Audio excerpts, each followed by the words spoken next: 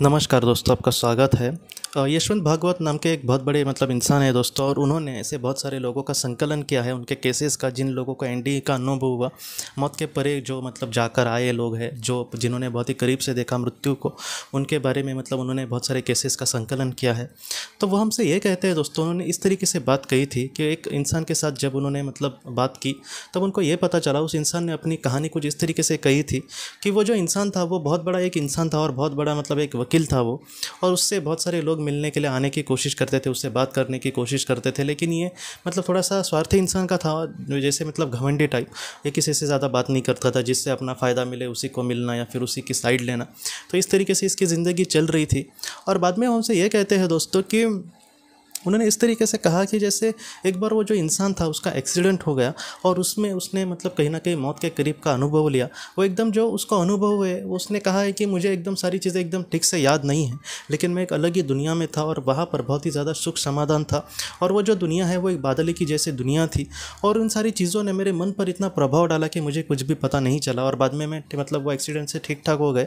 और बाद में वही हमसे ये कहते हैं कि वो इंसान जो था दोस्तों, उसने इस तरीके से अपना कहा है अनुभव कि जब मैं फिर से पृथ्वी पर आ गया, तब मेरे जो विचार थे वो पूरी तरीके से बदल गए थे। इंसान तो मैं ही था, लेकिन मेरे विचार जो थे वो पूरी तरीके से बदल गए।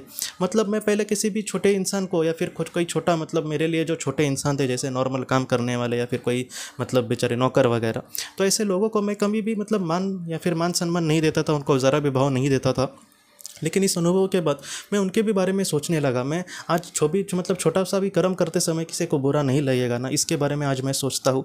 और तो उसके बाद मैंने किसी को यही नहीं, जो भी मुझसे मिलने आना चाहे वो बिंदास मुझसे बात कर सकता है। मैं लोगों के दुख सुनते लगा, जितना हो सके लोगों की मदद करने की कोशिश करने लगा। अगर कोई इंसान गरीब है तो उसकी मैं फ़ीस भी नहीं लेता था उसके काम के लिए। तो इस तरीके से उन्होंने कहा है कि उस एनडी ने मेरी पूरी जो ज़िंदगी थी वो पूरी तरीके से बदल गई। और आज मैं कहीं ना कहीं सच में, मैं पहले पैसा मेरे पास बहुत था, लेकिन ज़रा एक पर्सन का मेरे पास समाधान नहीं था, क्योंकि कितना भी मिला मैं ज़रा भी समाधान नहीं होता था। लेकिन आज मेरे से पास ज़्यादा पैसा भी नहीं होगा, और मैं आज जितना हो सके पैसे से भी लोगों की मदद करने की कोशिश करता हूँ। लेकिन आज मैं सच में बहुत खुश हूँ, और मुझे आज पता चला है कि आखिर मैं इस दुनिया में क्यों आया हूँ, और उसी तरीके से अच्छा कर्म करके मैं आगे बढ़ना चाहता हूँ। तो ये जो कहानी है दोस्तों, ये कहीं ना कहीं हमें यही सिखाती है कि इस दुनिया की जो परे दुनिया है, वहाँ पर प्रतिष्ठा, पैसा, इन सारी चीज़ों का महत्व नहीं दिया जाएगा। वहाँ पर जो हमारे निस्वार्थ कर्म होंगे, जो भी अच्छे कर्म होंगे, जो दूसरे के भले के लिए हम उसके अच्छे के लिए कुछ करने की कोशिश करेंगे, तो ऐसी जो चीज़ें हैं दोस्तों, वही वहाँ पर महत्वपूर्ण होंगी। इसलिए जितना हो सके इन सारी चीज़ों को समझ कर अगर हम अच्छे जीवन में अच्छे कर्तव्य के साथ अगर बढ़ने की कोशिश करें, तो ये जो सारी बातें हैं वो हमारे आत्मा के लिए बहुत ही ज़्यादा महत्वपूर्ण होंगी दोस्तों। तो दोस्तों, हम अपने अगली वीडियो में किसी नए विषय को लेकर मिलेंगे। तब तक आप अपने परिवार का ख्याल रखना। आपका बहुत बहुत धन्यवाद।